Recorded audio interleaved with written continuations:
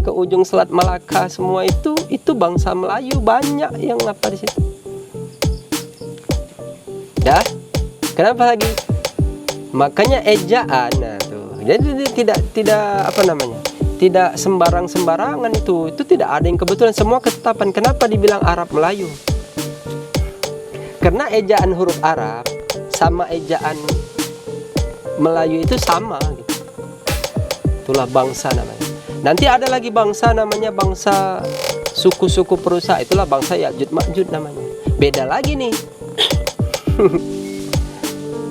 Makanya itu semuanya berbangsa-bangsa, berkaum-kaum, berpihak-pihak, berbangsa-bangsa, berpecah belah gitu. Bangsa yang mana gitu. Makanya diawali dari Arab, leluhurnya itu diakhiri di negeri yang sebelah timur ujung itu yang banyak pulaunya itu, yaitu bangsa Melayu itu gitu. Disitulah negara Mahdi itu gitu. Bismillah. Alhamdulillahi rabbil alamin. Wabihi nasta'in ala umurid dunya waddin. Ashhadu an la ilaha illallah wahdahu la syarikalah. Wa ashhadu anna Muhammadan abduhu wa rasuluh la nabiyya ba'd. Qala Allah ta'ala fi kitabihil karim. A'udzu billahi minasy syaithanir rajim. Bismillahirrahmanirrahim. Hal ata 'alal insani hinum minad dahri lam yakun syai'an madhkura. Inna khalaqnal insana min nutfatin amsyajin nabtalihi faja'alnahu sami'an basira.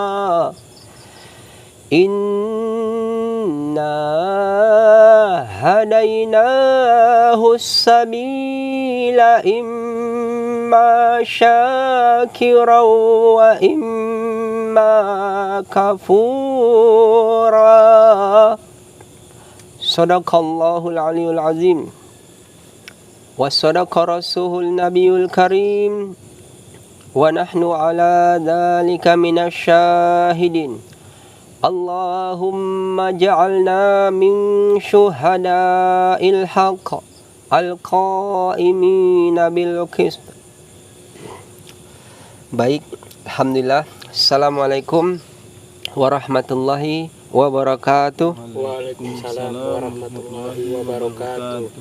Bersyukur kita ya pada malam hari ini masih diberi kesempatan, masih diberikan nikmat yang besar kepada kita, yaitu nikmat iman dan Islam, sehingga kita masih dapat berkumpul bersilaturahim seperti ini, ingin mendiskusikan gitu atau bercerita-cerita ya, bercerita-cerita kita, dan senantiasa kita selalu mengucapkan puji syukur kita kepada Allah Subhanahu wa taala, dan tidak lupa kita senantiasa bersolawat kepada baginda Nabi Allah Muhammad sallallahu alaihi wasallam.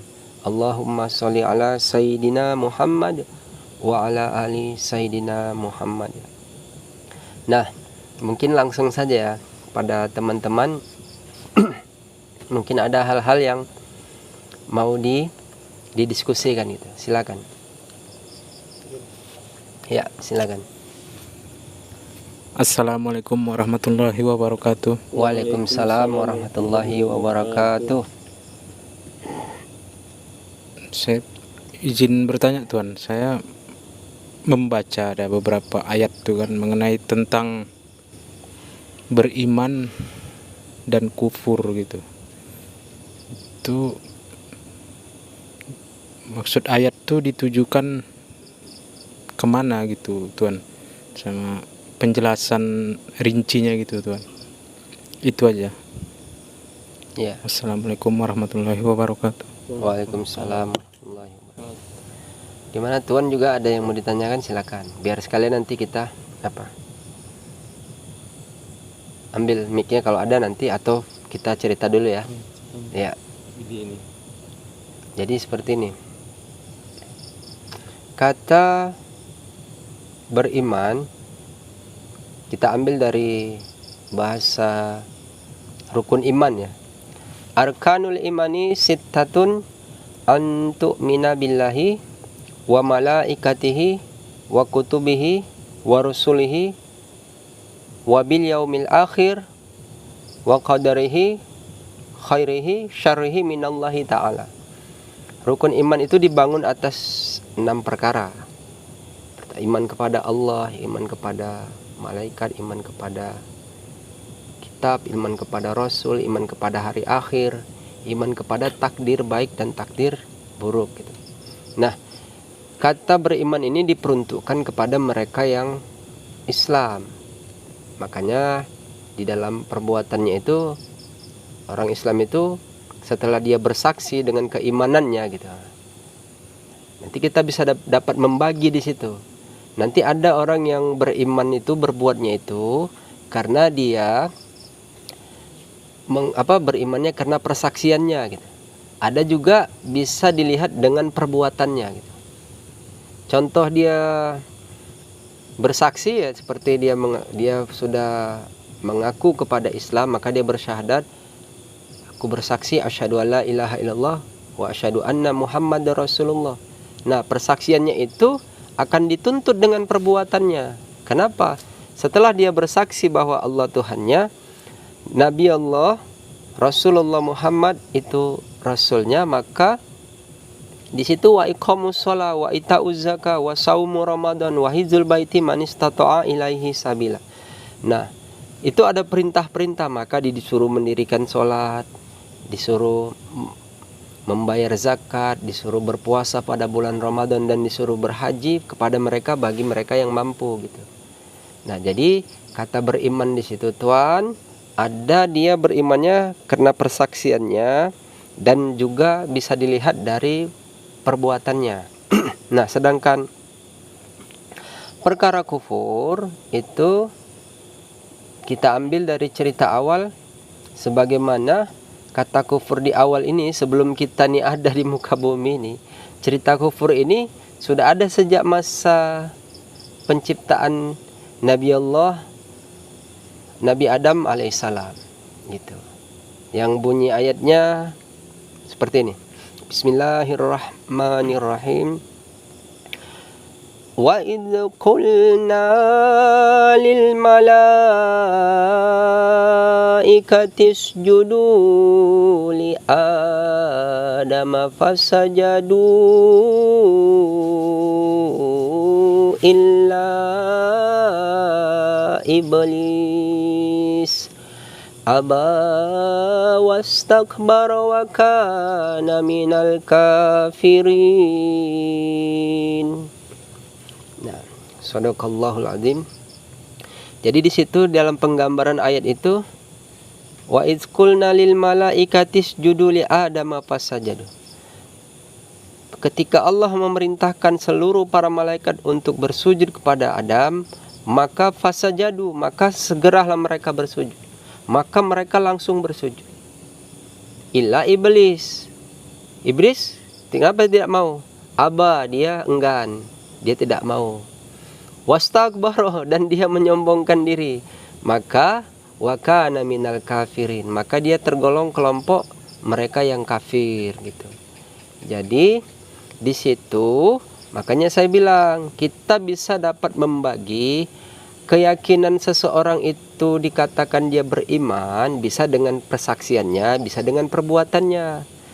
Sedangkan di situ makanya kita bilang berkaitannya seseorang itu, dia jatuh juga nanti kekufurannya itu dengan perbuatannya itu. Contoh kita ambil tadi tuh dalam satu penggambaran ayat yang kita baca tadi, bahwa di situ iblis laknatullah alaih, dia meyakini Allah sebagai Tuhannya, tapi dia tidak mau berbuat untuk sujud kepada Adam di kala itu. Maka Allah mengkelompokkannya ke dalam kelompok mereka yang kafir gitu.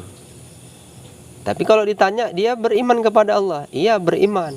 Tapi kenapa dia menjadi kafir, dikelompokkan? Karena dia tidak mau mengerjakan apa yang diperintahkan oleh Tuhannya. Dia karena bahasanya abah, enggan, dia merasa dia itu kepada Nabi Adam di kala itu ketika diciptakan, dia menyombongkan dirinya gitu. Kenapa? Karena mungkin dia sudah duluan, dia sudah banyak ilmu yang diketahuinya, dia merasa dia lebih mulia dengan ilmunya. Nah, begitulah, banyaklah penggambaran-penggambaran hal seperti itu.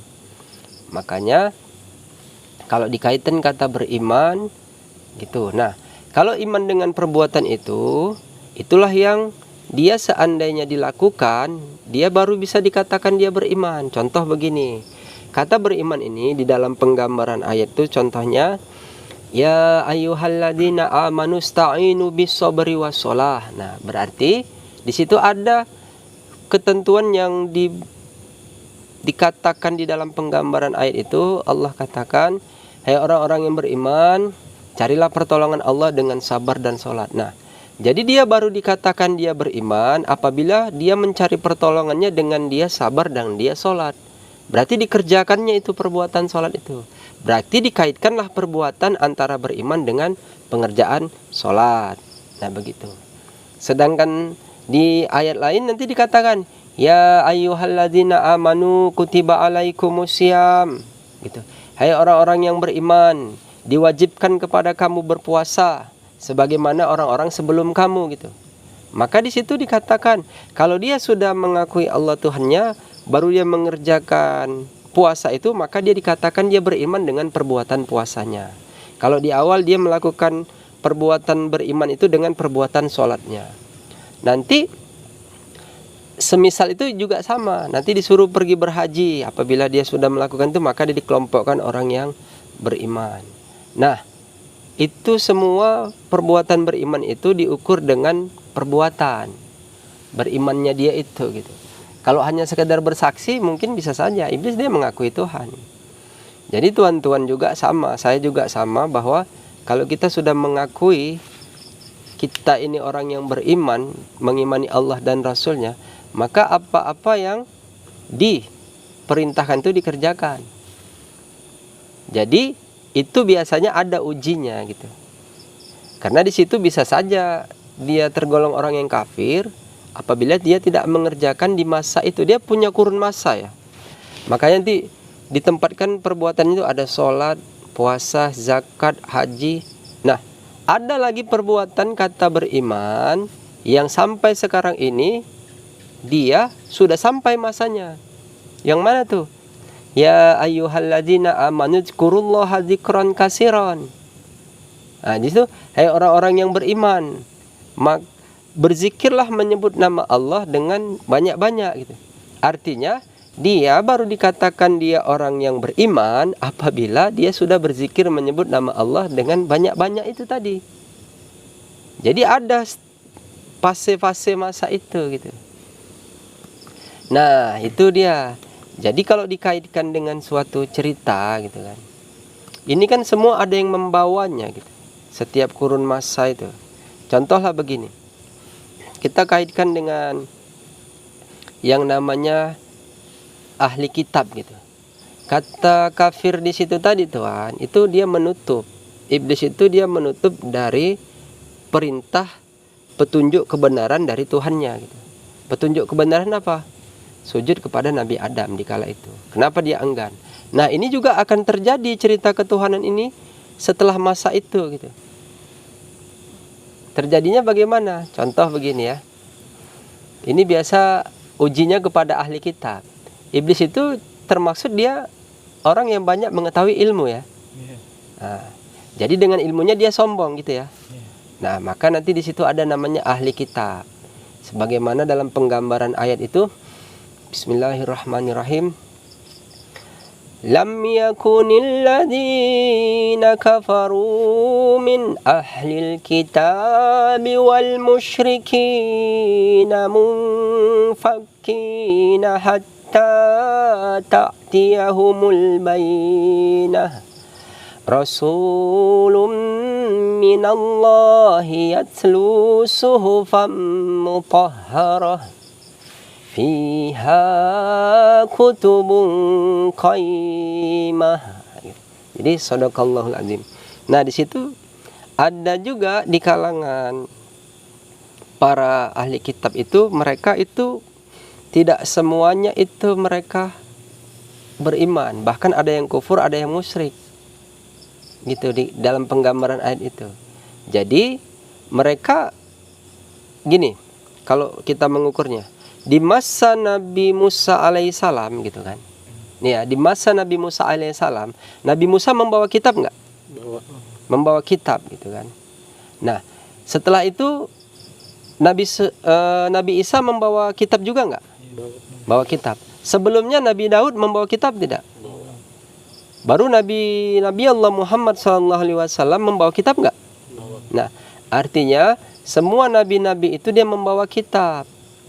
Kitab itulah yang mau diimani gitu. Karena di dalam sebuah gambaran kitab itu, namanya Kitabullah, itu ada perintah dan larangan di situ. Jadi nabi-nabi sebelumnya itu membawa kitab juga, cuman dia tidak termaktub di dalam suatu kemasyhuran namanya kitab yang ditentukan. Cuman ada kitabnya gitu. Bukan berarti nabi-nabi yang hanya Nabi Isa atau Nabi Musa atau Nabi Daud atau Nabi Muhammad saja yang membawa kitab. Itu nabi-nabi yang lain sampai nih ya, sampai kepada pemimpin zaman akhir itu juga ada membawa kitab. Cuman tidak banyak orang yang mengetahui itu gitu. Karena dia hanya orang-orang yang tahunya saja yang diapakan. Nah, di situ nanti apabila dia mengikut kepada pengajaran semisal yang paling dekat aja lah ya. Apabila dalam semisal pengajaran Nabi Isa alaihissalam, terus Nabi Isa itu kan mengajarkan kitab Injil kepada umatnya gitu di kala itu. Mereka meyakini itu. Nah, setelah pergeseran waktu, tibalah masanya disampai baginda Nabi Allah Muhammad SAW. Ini kan yang belajar kitab tadi nih, nabinya kan sudah wafat. Ini kan kitab diteruskan kepada mereka yang belajar. Nah, di situ nanti ada mereka yang ahli kitab ini, karena dia tahu isi kitab itu nanti menjelaskan kepada ada kitab lagi setelahnya gitu, atau dibawa oleh Nabi Allah Muhammad SAW. Bagi mereka yang meyakini dan taat kepada nabinya, mereka itu beriman. Tapi bagi mereka yang kafir, artinya apa? Dia menutup dari petunjuk kebenaran itu, maka dia tidak beriman, ahli kitabnya gitu. Nah, di masa Nabi, makanya di situ ada ahli kitab diterangkan di situ. Bahkan mereka bisa dinikahi gitu. Tapi setelah dinikahi, maka mereka akan diislamkan gitu.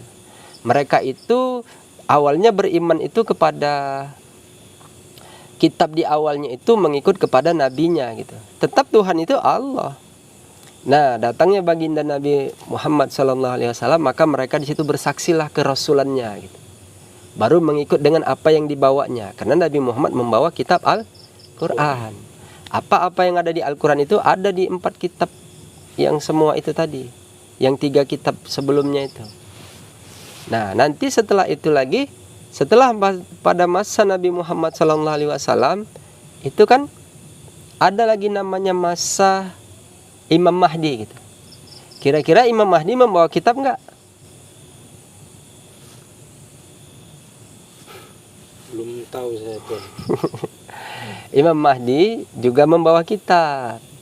Nah, kenapa? Nanti berarti kalau ada Imam Mahdi membawa kitab, tibalah di masa Imam Mahdi itu gitu. Tibalah, semisal ini di masa Mahdi nih sekarang nih kan. Karena Imam Mahdi Al-Mahdi, Mahdi Allah itu membawa kitab, maka ada ahli kitabnya juga di masa itu. Ahli kitab yang dia beriman ada juga dia yang kafir. Artinya apa? Dia menutup kepada kebenaran yang dibawa Imam Mahdi. Kalau dia beriman, dia membenarkan apa yang dibawa Imam Mahdi itu gitu. Sama juga itu, tapi kita tidak bisa menentukan siapa orangnya gitu. Tapi kita hanya mengetahui ilmunya saja sedikit gitu. Nah, jadi dari situ nanti dapat gambaran. Karena contoh begini. Makanya di dalam suatu penggambaran ayat itu, di ayat mutasabihat itu diterangkan di situ bahwa misalnya contoh ayatnya Yasin wal Qur'anil Hakim innaka laminal mursalin. Itu surat Yasin. Nanti di situ dibilangkan Yasin wal Qur'anil Hakim, berarti ditentukan kitabnya Al-Qur'an. Atau ada yang menentukan lagi seperti ayat mutasabihat yang lain. Qaf wal Qur'anil Majid. Diterangkan lagi. Qaf demi Al-Qur'an yang agung. Kalau tadi Yasin demi Al-Qur'an yang bijaksana gitu. Nanti ada yang tidak ditetapkan namanya gitu, tapi dia kitab juga. Misalnya Alif Lam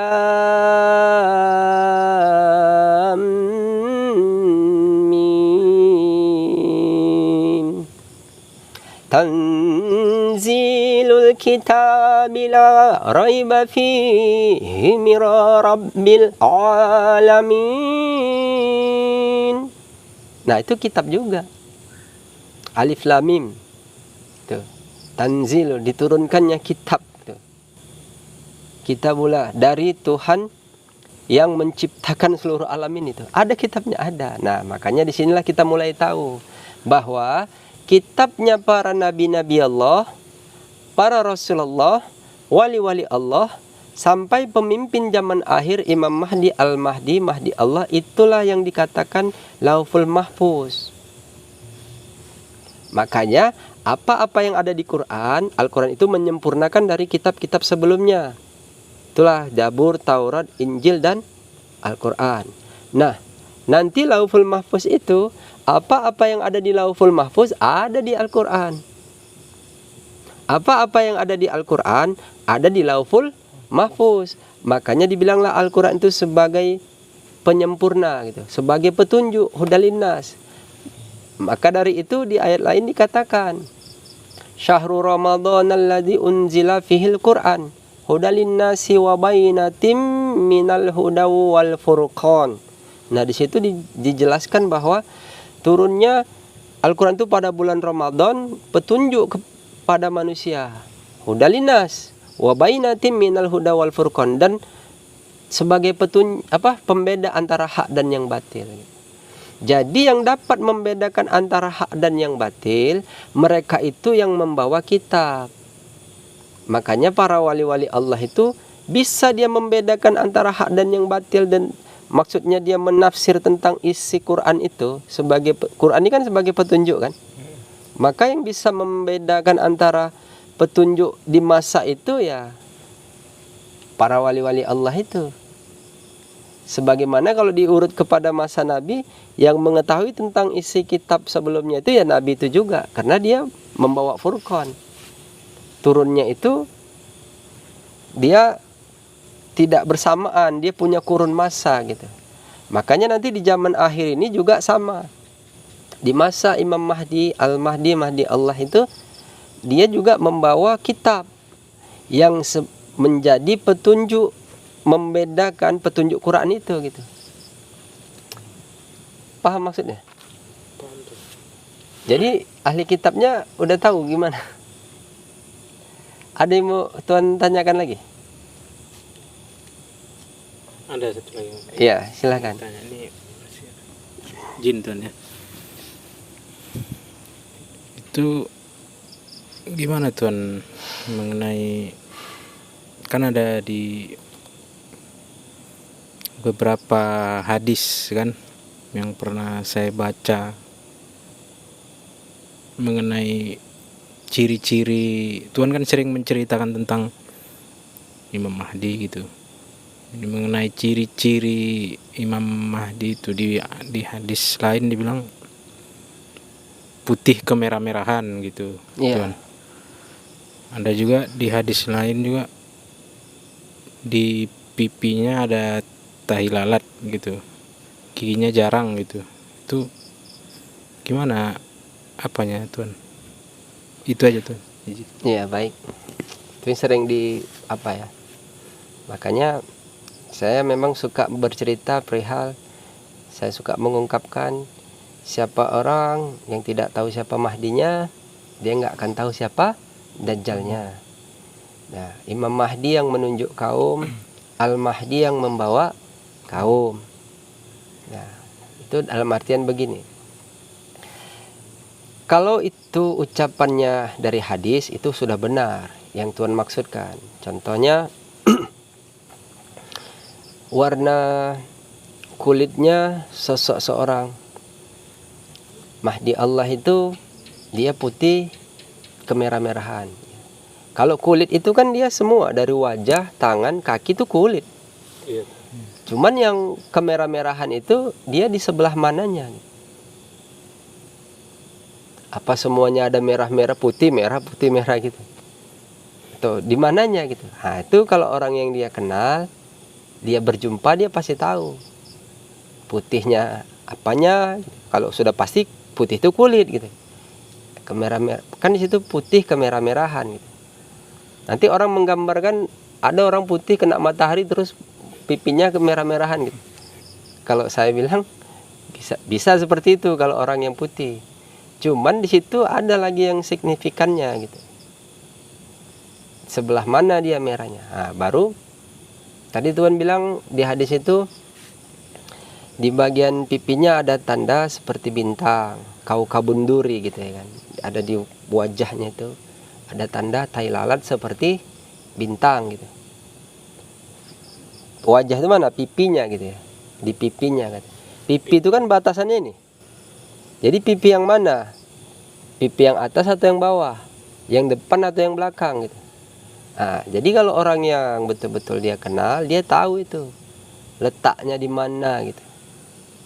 Tai lalatnya itu posisinya di mana gitu. Kalau dalam penggambaran hadis itu, hadisnya sudah benar gitu. Dah, baru apa lagi tadi Tuhan katakan? Di gigi, bagian giginya ada yang jarang gitu. Gigi yang mana? Gigi yang atas atau yang bawah? Kanan atau kiri? Nah gitu, dipastikan biar agar nggak terkelih lagi. Nah ini baru apa lagi? Imam Mahdi itu dia adalah turunan yang dia terlahir dari tulang sulbi yang suci, dari rahim ibu yang suci. Gitu. Berarti dia memiliki hak itu gitu. Apalagi ciri-ciri yang Tuhan ketahui tentang Imam Mahdi itu. Nah, ciri yang paling dapat bisa dilihat orang secara universal. Kenapa saya bilang begitu? Ciri risalah yang dia bawa. Kalau ciri fisiknya ya, orang kayak mana orang mau tahu, jumpa aja enggak. Tapi tahu itu masahnya atau tidak supaya agar tidak terkelih gitu. Biasanya orang-orang gitu dia bisa jadi orang yang menguasai hadis gitu kan. Yang dia ahli itu termasuk nanti jadi ahli kitab dia itu. Tadi kan kita cerita ahli kitab ya. Nah, yang mengetahui sedetail-detailnya itu menurut riwayat hadis mereka tuh ahli kitab itu. Ahli kitab dari mana taunya? Ya, apa yang dikatakan Nabi. Dia jatuh menjadi ahli kitab apabila dia sudah masuk kepada masa Imam Mahdi. Dia mau jadi ahli kitab yang beriman atau dia yang kufur, artinya menutup kepada kebenaran petunjuk yang dibawanya, di bawah Imam Mahdi itu. Nah gitu. Kalau dia beriman, dia meyakini apa yang dibawanya. Kalau dia kufur, dia menentang. Gitu. Sebagaimana ahli kitab di masa setelah zahirnya Nabi Allah Muhammad SAW Begitu juga ada ahli kitab yang sebagian itu mereka beriman, sebagian lagi tidak. Kenapa? Karena dia sombong dengan ilmu yang dia ketahui. Gitu. Nanti udah ada mendustakan. Kan banyak sekarang ini yang mengatakan bahwa Imam Mahdi akan zohir gitu kan, bahasa gitu kan. Imam Mahdi nanti di tahun ini dia akan zohir dengan tanda-tanda. Itulah mereka dengan pengetahuan hadis yang mereka ketahui, lalu mereka menyimpulkan. Itu ya silakan saja dengan ilmu yang diketahui. Hanya saja kalau ada berbahasa seperti itu menandakan bahwa itu orang dia tidak tahu dan dia pastinya tidak berjumpa. Gitu. Dikala itu ya kalau ada rezekinya berjumpa nanti dia berjumpa gitu. Cuman dari kalimat bahasa tadi itu, nih kalimat bahasa itu dapat melihat seseorang loh. Kalimat dia berbahasa itu dapat mengetahui tentang apa yang ada di dalam kolbunya. Itu biasa orang yang tahu begitu dia kalau dia sudah mengerti cara berzikir kolbu itu gimana. Makanya dia kolbu itu kan ada inti kolbunya, ada pangkal kolbunya itu. Ya kalau dia tahu cara itu, ibaratnya begini, kalau intinya itu kan dia di dalam, namanya kolbu itu kan batin, atau skenario namanya. Skenario itu belum bisa diketahui kalau belum dilakoni. Nah gitu. Setelah dilakoni, apa bukti lakonnya? Dari geraknya, dari ucapannya, ketahuanlah isinya gitu. Jadi kalau ada ucapan yang Tuhan maksud, misalnya ada orang berkata Imam Mahdi nanti akan zohir gitu, dengan tanda-tanda ini, di tahun ini nanti akan hadir sosok seorang itu kan. Dari dulu ceritanya begitu aja. Ini ditetapkan di tahun 2004 katanya gitu. 2024 gitu kan. Nah di tahun-tahun sebelumnya ada yang bilang di 2010. Jadi berarti menandakan orang-orang yang berbicara seperti itu dia orang yang belum berjumpa saja. Dan dia pastinya belum mengenalnya. Kenapa? Ya dari ucapannya itu kita tahu. Dia salah. Ya, ini tidak bercerita benar salah. Kalau saya memandangnya seperti itu. Kenapa yang dicari itu bukan tanda alamatnya gitu? Tuhan kan harus mengerti. Tanda alamatnya dia itu sudah zohir itu gitu. Kalau mencari sosok fisiknya, kurasa ya orang yang kan banyak tuh yang bercerita katanya kan tentang Imam Mahdi itu ada syarat-syaratnya itu. Orang yang bisa bercerita tentang sosok Imam Mahdi atau Al-Mahdi, Mahdi Allah, dia harus betul-betul orang yang memang dia itu syaratnya dia kenal. Dia kenal jumpa seperti kita gini berjumpa. Nah, itu masih syarat kenalnya saja, berjumpanya saja. Kenapa? Kalau dia tidak kenal, tidak berjumpa, apa yang mau dia ceritakan? Nah, gitu kan? Baru nanti dia berjalan bersamanya. Kata berjalan itu dia mengikuti gitu. Berjalan itu artinya dia kan punya masa. Sebagaimana di awal masa Nabi Allah Muhammad SAW, para sahabat itu kan ikut berjalan bersama Nabi. Kata berjalan itu nanti kan ada fase-fase yang dilalui. Ada kata berperang, ada kata berdakwah gitu kan. Artinya mereka berjalan di situ gitu. Nah, yang bersama Imam Mahdi, Al-Mahdi atau Mahdi Allah itu juga sama. Orang-orangnya juga ada yang seperti itu gitu.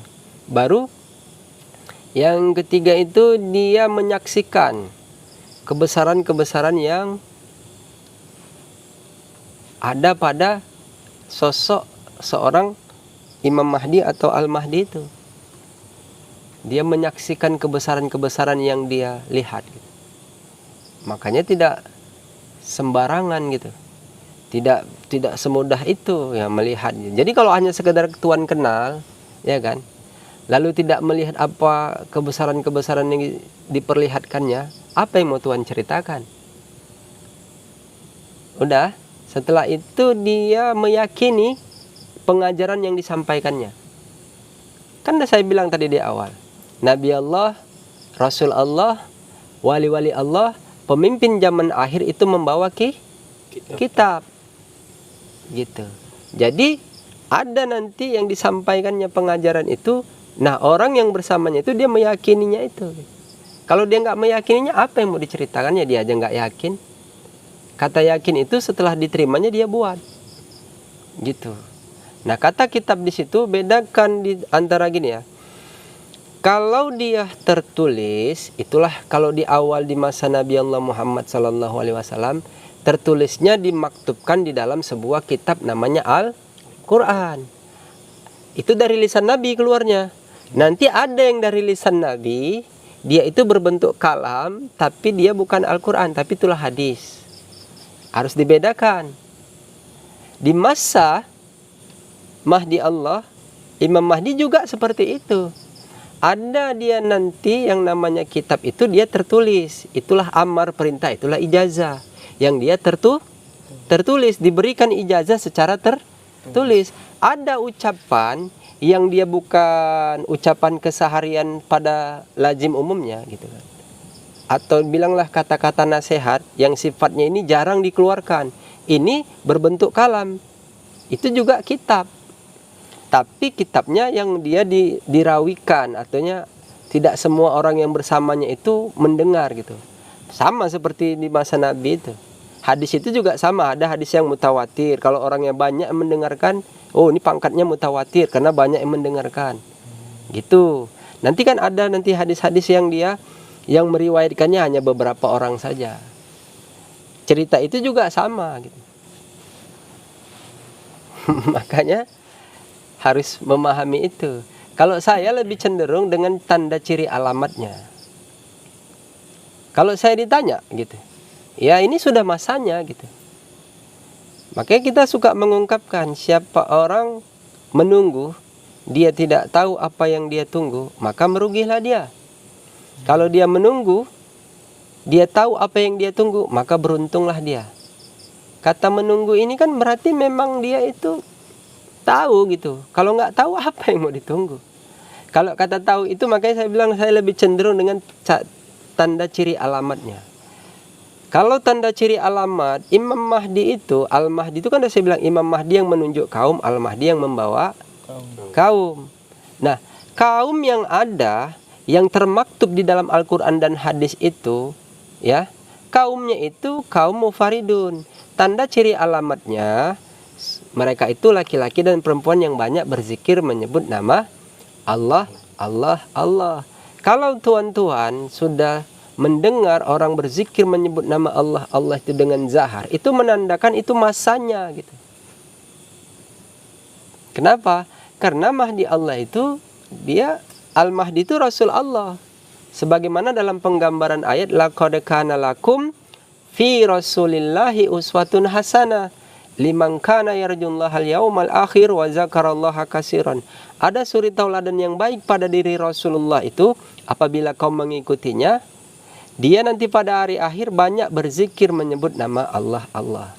Kata berzikir menyebut nama Allah Allah ini selalu dikaitkan dengan hari akhir. Makanya jarak kita dengan Nabi itu kan sudah jauh. Sekarang sudah ada yang berzikir menyebut nama Allah Allah itu. Maka dalam penggambaran hadis yang lain la taqumus sa'a hatta la yuqalu fil ardi Allah Allah. Tidak akan terjadi kiamat atau kehancuran di muka bumi ini kalau masih ada yang berzikir menyebut nama Allah Allah. Itu menandakan secara mutlak itu masih ada Rasul itu masanya gitu. Masa kerasulan itu masih ada di situ. Apa buktinya? Orang ada kaumnya yang berzikir menyebut nama Allah Allah, ya tertundalah kiamat itu gitu. Gitu. Nah, Imam Mahdi yang menunjuk kaum, Al-Mahdi yang membawa kaum. Berarti ini harus jeli juga tuan-tuan memperhatikan kalimatnya. Berarti kan tidak dalam satu kurun yang sama, tidak dalam satu wujud yang sama gitu. Yang satu menunjuk, yang satu membawa. Paham maksudnya? Jadi mungkin dalam penggambaran yang banyak orang lihat gitu, dalam penggambaran, makanya ahli kitab ini ada yang mendapat petunjuk, dia beriman. Tanda dia beriman, dia melakukan apa yang seharusnya dia lakukan. Kan sudah saya bilang, perbuatan beriman itu bisa dikatakan dia beriman apabila dia sudah melakukan perintah perbuatannya. Contoh tadi, dia sudah mengakui Allah dan Rasulnya. Kan ada perintah perbuatan sholat. Kalau dia melakukan sholat berarti dia beriman dalam konteks sholat. Rupanya di masa sekarang ini ada konteks perbuatan kata beriman ya ayyuhalladzina amanu dzkurullah zikron kasiron. Kalau dia berbuat zikirnya banyak-banyak menyebut nama Allah, dalam konteks itu dia beriman di situ. Nah, makanya di situ.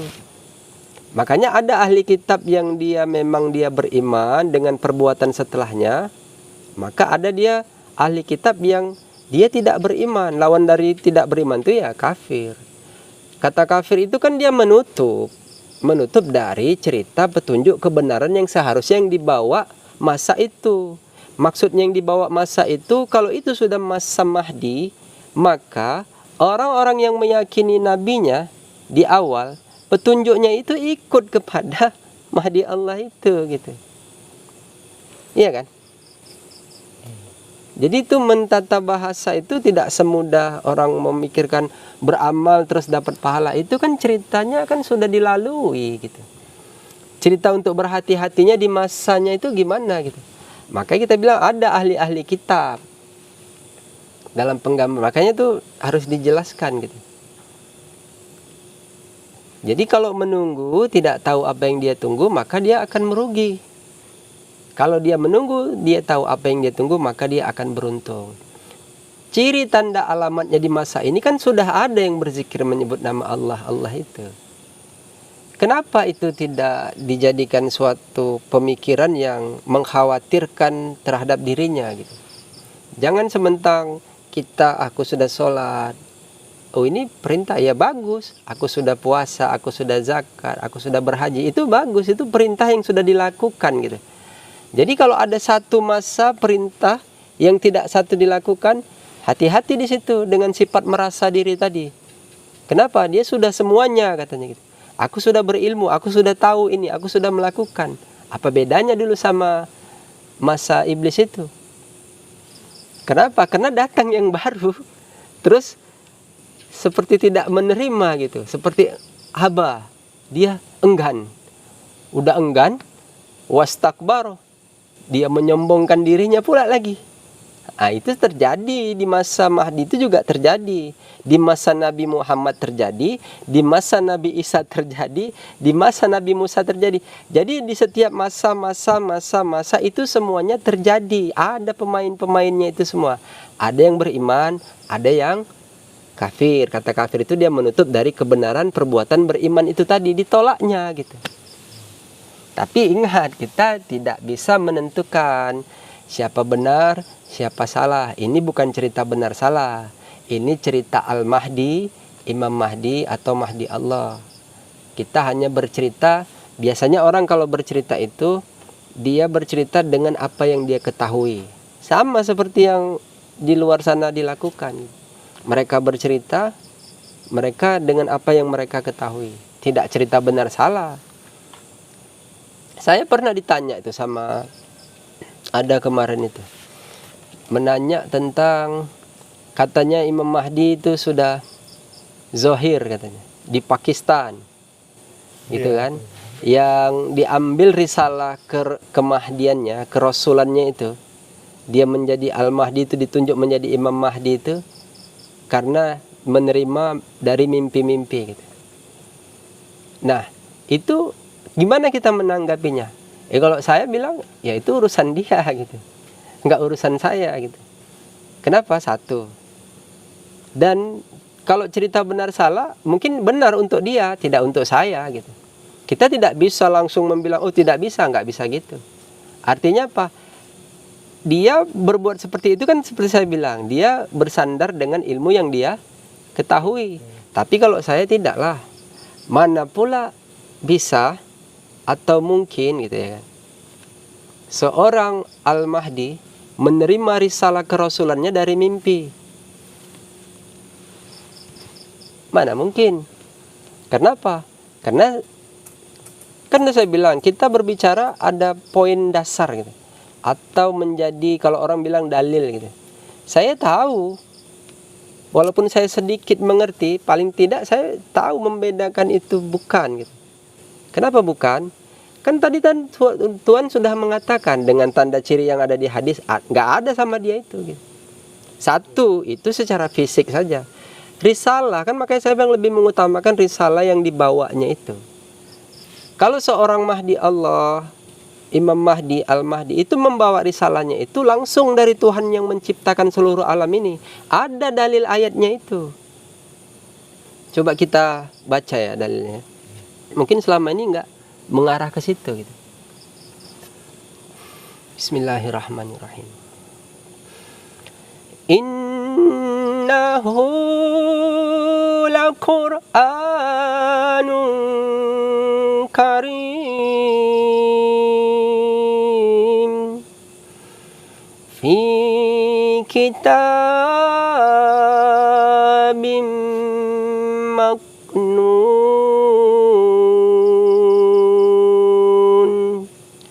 la yamassuhu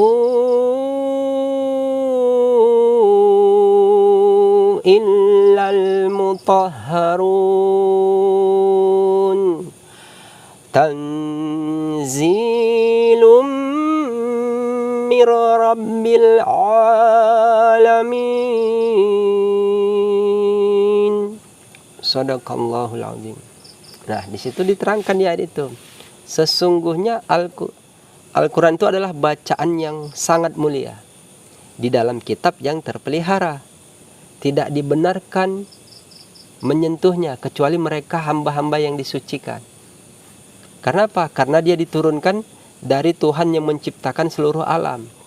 Jadi kerasulan seseorang itu, dia itu menerima kitab yang dia itu sudah disucikan. Sebagaimana Nabi Allah Muhammad SAW sebelum diturunkan Al-Quran kepadanya, maka dia dibedah dulu, disucikan dulu, dibersihkan dulu. Apa bedanya dengan para wali-wali Allah itu, kekasih-kekasih Allah, pemimpin zaman akhir itu? Sama, mana mungkin menerima risalah kerasulannya lewat mimpi. Ditentukan pula lagi asal negaranya gitu. Kita, kan saya bilang, kita tidak bisa bercerita benar salah, cuman kita bercerita dengan apa yang kita ketahui saja. Cuman saya itu alasannya gitu. Tidak bisa menerima kerasulan, risalah kerasulan itu lewat mimpi. Kata risalah itu apa yang dia bawa? Mimpi, mana bisa. Yang dibawa itu adalah kitab. Kitab itu, itulah Furqan, pembeda antara hak dan yang batil. Furqan itu adalah pembeda antara hak dan yang batil. Yang dibedakan apa? Al-Quran. Karena Al-Quran itu sebagai petunjuknya. Untuk membedakan antara hak dan yang batil Al-Quran di masa-masanya itu, maka harus menggunakan Furqan. Furqan itu tidak ada kepada selain daripada seorang Rasul Allah. Karena itu kitab. Itulah Lauhul Mahfuz itu. Gitu. Lauhul Mahfuz itu, apa-apa yang ada di dalam Lauhul Mahfuz itu isinya ada di Al-Quran. Dan sebalik lagi, apa-apa yang semua ada di Al-Quran itu ada di Lauhul Mahfuz itu. Maksud, makna-makna secara hikmah, secara tersirat, secara rahasia, semuanya ada di situ. Makanya mengetahui tentang rahasia-rahasia Quran itu ya para nabi-nabi, para rasul-rasul, para wali-wali, pemimpin zaman akhir, Imam Mahdi, Al-Mahdi, Mahdi Allah itu. Nah, begitu. Apa risalah yang dia bawa gitu. Jelas ya? Jadi tidak bisa sembarang-sembarangan. Nah, jadi tidak ada kata kebetulan, semuanya itu ketetapan ya. Tidak ada kata kebetulan. Kalau mimpi itu kebetulan. Nah, contoh lagi seperti ini kita. Nah, di sini saya sedikit ada pengetahuan sedikit gitu. Di situ Nabi mengatakan tentang sosok junjungan yang dinanti itu, dia berada di, pada saat itu Nabi mengatakan di tanah ya kan, tanah berdirinya Nabi itu di Jazirah Arab. Nabi menunjuk di bagian sebelah timur. Sebelah timur dari Arab itu ya negeri yang banyak pulaunya itu. Makanya bisa dikatakan bahwa negeri yang mendapat petunjuk artinya gitu. Kalau dikatakan petunjuk itu dikaitkan dengan Mahdi. Berarti negeri Mahdi itu ada di situ, di negeri yang banyak pulaunya itu. Di mana itu negeri yang banyak pulaunya dari semua peta dunia ini? Ya bisa dia Indonesia, Malaysia, Singapura, Brunei, ini berdekatan gitu. Berarti itulah negara yang diberi petunjuk, atau bisa dibilang itulah negara Mahdi itu. Nah, kalau ditarik kepada bangsa, ya kan? Makanya saya bilang tidak ada yang kebetulan, semua itu ketetapan. Kata bangsa di situ, nanti ada bangsa Arab. Kan kalau di negeri yang banyak pulau itu ada bangsa Melayu namanya. Melayu itu bukan suku. Melayu itu bangsa. Makanya dari ujung semenanjung sana sampai ke ujung Selat Malaka semua itu bangsa Melayu, banyak yang apa di situ. Dah? Kenapa lagi? Makanya ejaan, nah tuh. Jadi tidak apa namanya? Tidak sembarangan itu. Itu tidak ada yang kebetulan, semua ketetapan. Kenapa dibilang Arab Melayu? Karena ejaan huruf Arab sama ejaan Melayu itu sama gitu. Itulah bangsa namanya. Nanti ada lagi bangsa namanya bangsa suku-suku perusak, itulah bangsa Ya'juj Ma'juj namanya. Beda lagi nih. Makanya itu semuanya berbangsa-bangsa, berkaum-kaum, berpihak-pihak, berbangsa-bangsa, berpecah belah gitu. Bangsa yang mana gitu. Makanya diawali dari Arab, leluhurnya itu diakhiri di negeri yang sebelah timur ujung itu yang banyak pulaunya itu, yaitu bangsa Melayu itu gitu. Disitulah negara Mahdi itu gitu. Tinggal mencari lagi ya kan. Tetap aja terus mencari, nggak apa-apa. Kalau untuk mencari mendapat suatu keridoan dari Tuhan, ya niatnya luruskan aja gitu. Tapi kalau saran saya, lihatin ciri tanda alamatnya. Risalah apa yang dibawa oleh seorang junjungan di zaman akhir itu untuk memastikan, membedakan di antara suatu kelompok kaum. Gambarannya begini. Kaum di awal, leluhur-leluhur para orang Islam itu, para sahabat di kaum Ansor, kaum Muhajirin, mereka itu dapat dilihat perbuatan kaum Ansor, kaum Muhajirin itu dengan mendirikan sholat. Nah, makanya kenapa saya bilang ada awal ada akhir? Untuk mengetahui nanti ciri yang dilakukan lagi oleh turunannya lagi, yang mengikut Imam Mahdi Al-Mahdi, Mahdi Allah itu keturunan dari sahabat Muhammad Rasulullah itu juga. Makanya ciri yang dibuat mereka pasti yang menyempurnakan apa yang dilakukan oleh leluhurnya, sholat gitu. Berarti apa yang disempurnakan setelah sholat? Berzikir. Kita bisa membuktikannya secara penggambaran ayat. Contoh nih ya, kita jadi cerita ke situ ya, nggak apa-apa, ini udah masanya gitu. Inna sholata tanha 'anil fahsya'i wal munkar wala zikrullahi akbar wallahu ya'lamu ma tasna'un. Sesungguhnya solat dapat mencegah perbuatan keji dan mungkar. Adapun perkara yang paling besar itu berzikir menyebut nama Allah. Wallahu ya'lamu ma tasna'un. Jelas? Kita kaitkan lagi antara zikir dengan sholat agar tahu ini turunan di awal sama turunan di akhir. Kenapa ada Arab Melayu gitu? Makanya kita bilang Melayu itu bangsa secara ejaan. Tidak kebetulan ya. Ingat, semua itu ketetapan. Baru lagi ayatnya innani anallahu la ilaha illa ana fa'budni wa aqimis sholata li zikri. Sesungguhnya aku ini adalah Allah. Tiada Tuhan yang berhak kalian sembah selain aku. Maka dirikanlah sholat dan berzikir mengingat aku.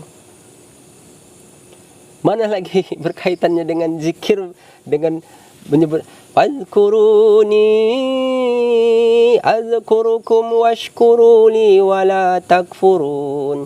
Ya ayyuhalladzina amanu ista'inu bis sabri was salah. Innallaha ma'as sabirin. Fadhkuruni, maka ingat kamu aku, maksudnya berzikir kamu. Kata fadhkuruni itu, kata fa di situ, itu menjelaskan bahwa dia langsung dikerjakan. Sama seperti fasajadu. Tadi itu yang di awal kita cerita. Fasajadu illa iblis, para malaikat fasajadu, mereka langsung bersujud tanpa ada rentang waktu gitu. Kalau dia tumasajadu, kemudian mereka bersujud, mungkin ada rentang waktu, jedah namanya.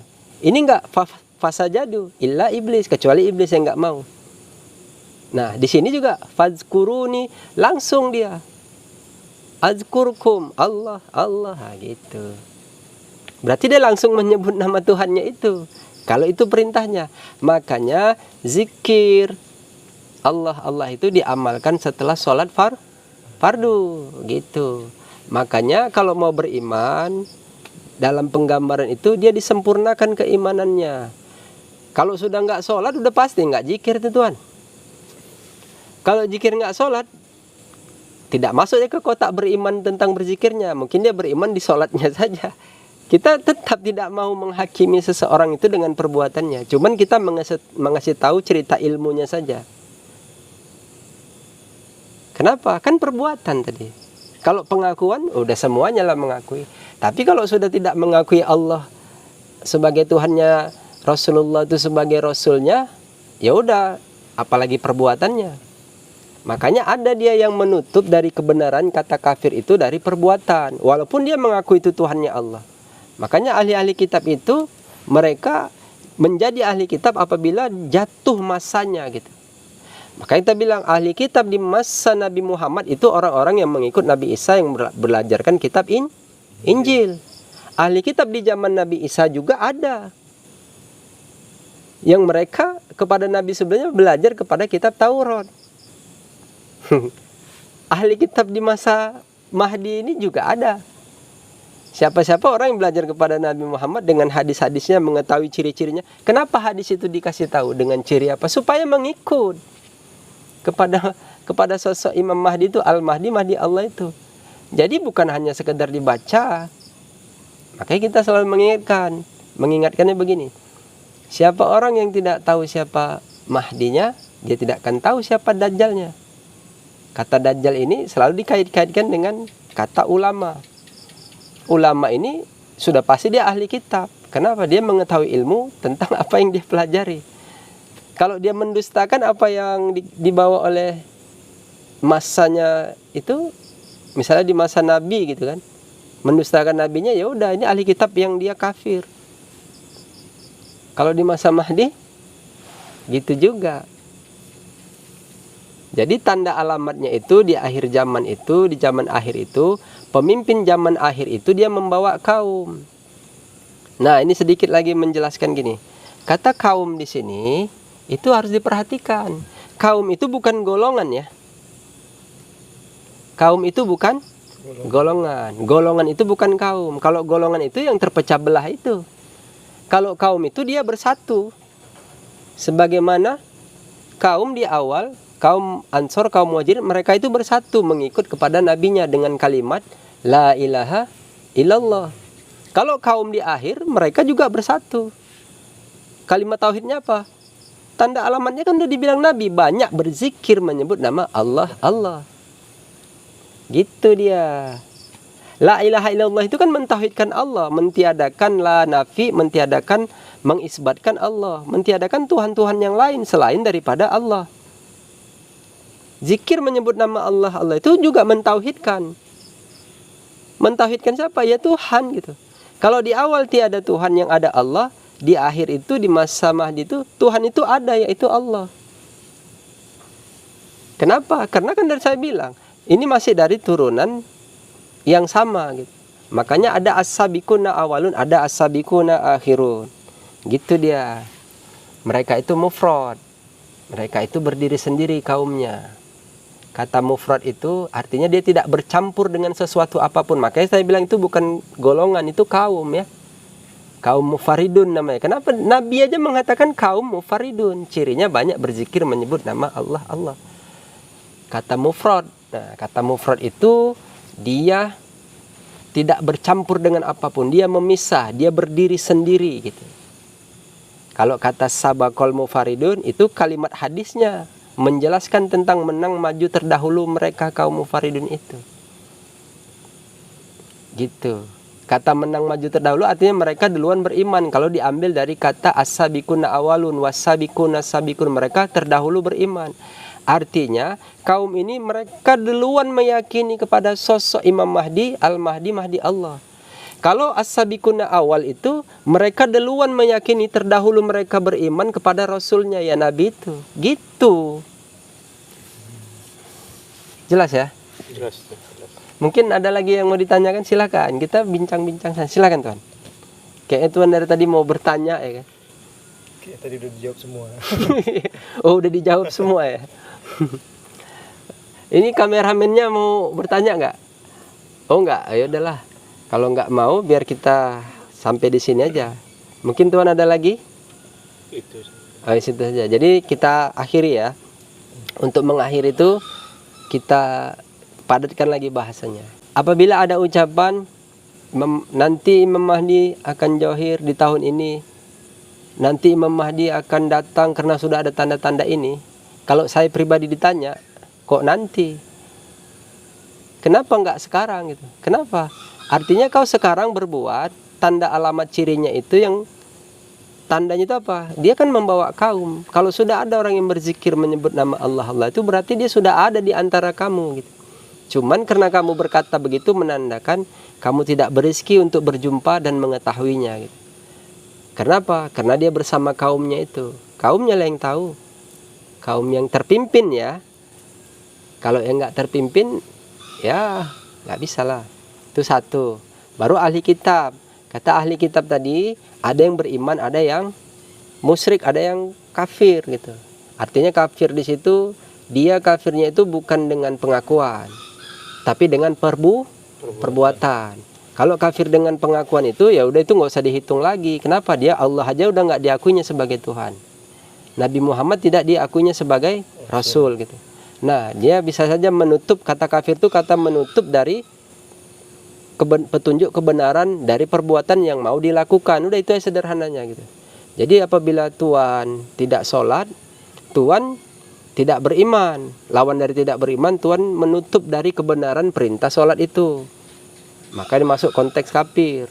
Tapi tetap Tuhan mengakui sebagai Allah sebagai Tuhan, Nabi Muhammad Rasul. Maka di situ ada kata bertaubat. Ya jangan dibuat gitu lagi lah. Ya lakukanlah perintahnya, itu sholat, zikir gitu juga.